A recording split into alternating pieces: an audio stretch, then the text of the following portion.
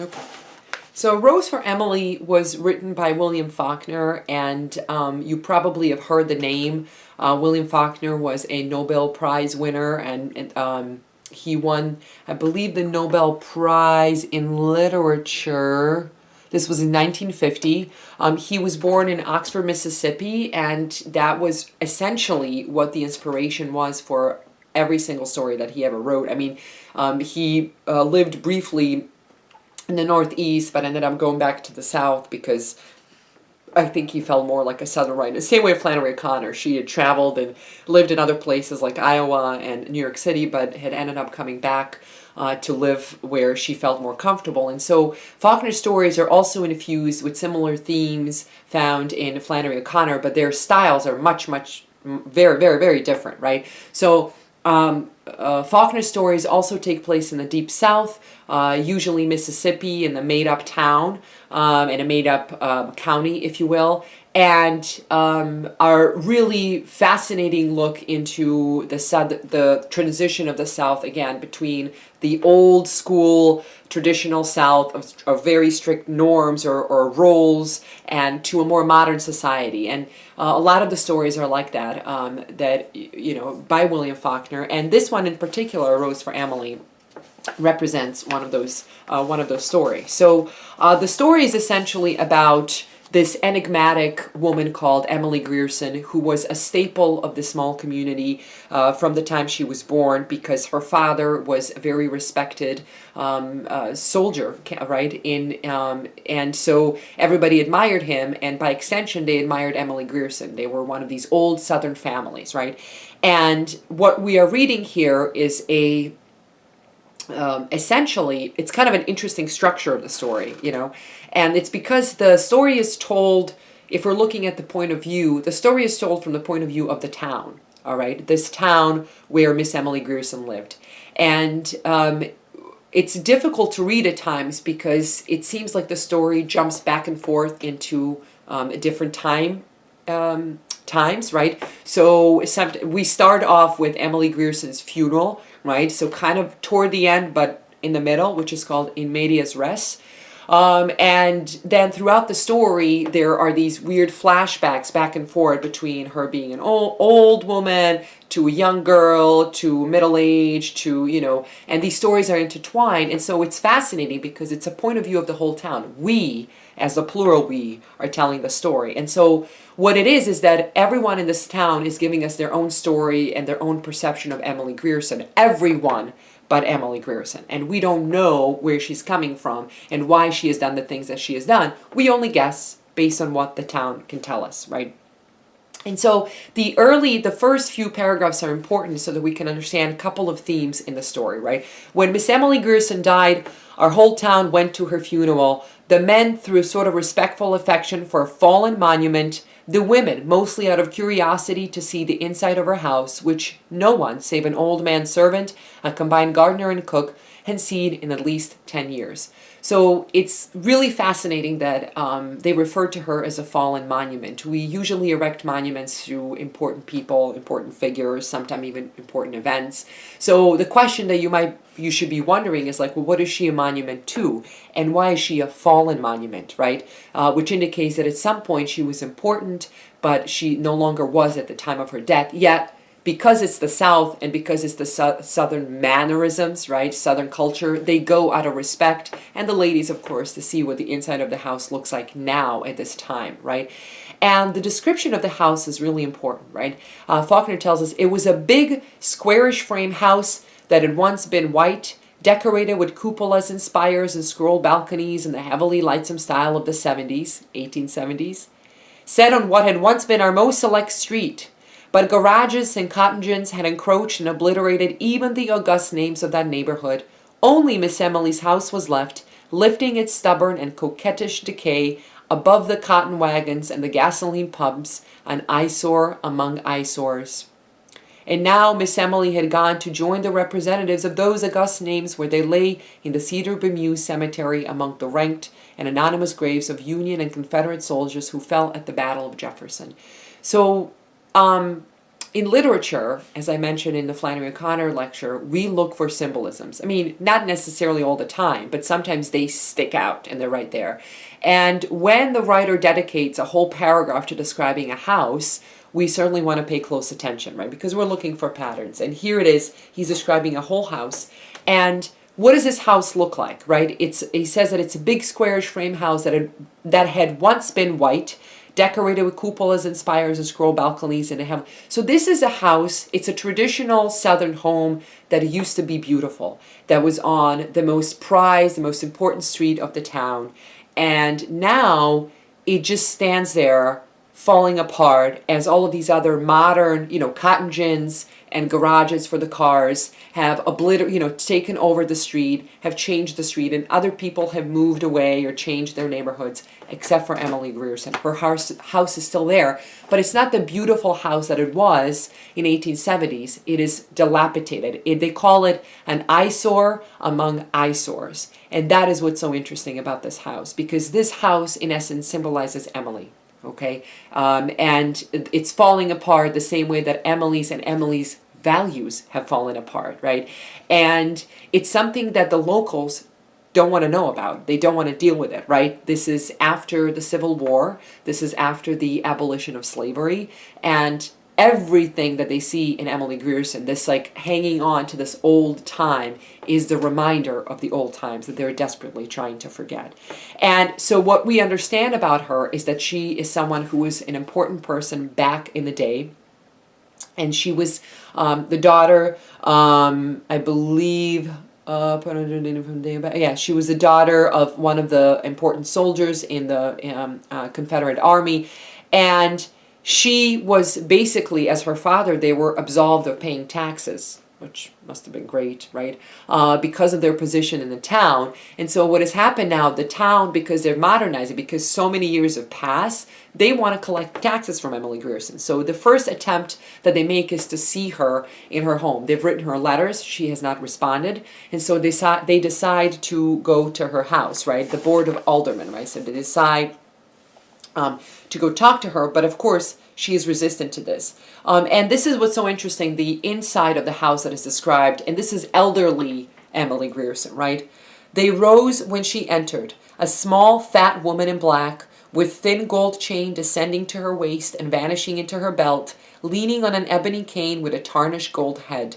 Her skeleton was small and spare, perhaps that was why what would have had merely plumpness in another was obesity in her. She looked bloated, like a body long submerged in emotionless water, and of that pallid hue. Her eyes, lost in the fatty ridges of her face, looked like two small pieces of coal pressed into a lump of dough as they moved from one face to another while the visitors stated their errand. She did not ask them to sit. She just stood in the door and listened quietly until the spokesman came to a stumbling halt. Then they could hear the invisible watch ticking at the end of the gold chain. Again, very interesting description of Emily Grierson. She is described as a body, bloated, like a body long submerged in emotionless water. She's described as a corpse, right? As a bloated corpse. And that's interesting because one way to interpret that is to say that she is dead or has been dead for a very long time. I mean, internally, right? Obviously not physically. And that's the ticking of the clock, and that all quite like the connection with the time. Time is obviously important here because of the jumping in time, a time that is changing around them everywhere except for Emily. And the one way that she protected herself against this kind of modernization is to retreat inside to her home, which looks exactly the way it did when she was young, right? Everything is, except the dust, everything is exactly the same. I mean, even the stationery that she uses to write to them, right? She still has an African-American servant, right? One would argue probably a former slave.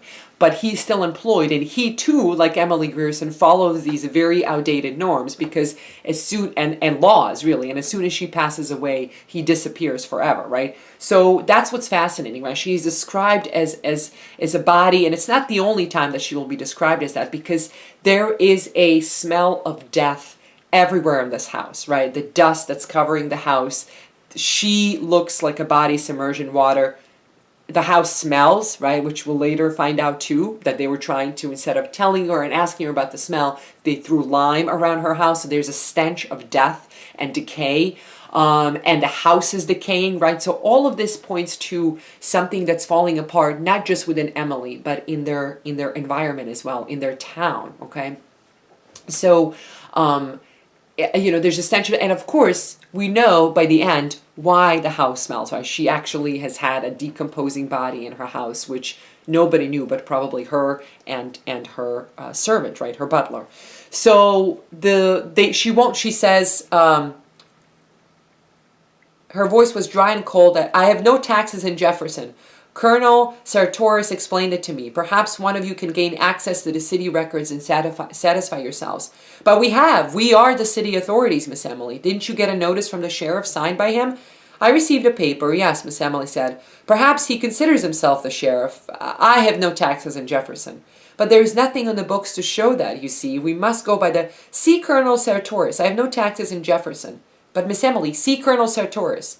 And in parentheses it says, Colonel Sartoris had been dead almost 10 years. I have no taxes in Jefferson. Toby, the Negro appeared, showed these gentlemen out, right? And so she lives in a totally altered universe, right? Where this Colonel Sartoris is still alive. She has no concept of the time or that the times have changed, hence the ticking of the clock, hence the fact that she is dressed in the same fashion as like 40, 50 years ago, hence everything that's outdated, right? She thinks that she's still kind of safe, that she's still protected by this Colonel Sartoris, even though everything about the time has changed, right? And so a lot of things happen in the story. Obviously, we see her as a young girl too, when she was beautiful and she was considered to be the catch of the town, and the talk of the town was, oh, who's going to marry Miss Emily Grierson? Who's going to be her, husband, and who's going to inherit all that wealth? And at some point, during the Reconstruction, as the Northerners came down south to help rebuild it, right, after the Civil War, devastation of the Civil War, she seemed to have taken a fancy to a man named Homer Barron. And what's so interesting about this is that Homer Barron has no interest in Emily, okay? And there is a particular reason for that. At first, when they see him together, they say, a Northerner? Right? We're not so sure about it. But he seems like a good guy. She seems happy. She's laughing in the coach. But then other townspeople know something about Homer, which Emily does not want to accept, right? Where is that? I'm trying to find the look for the part. Where is it?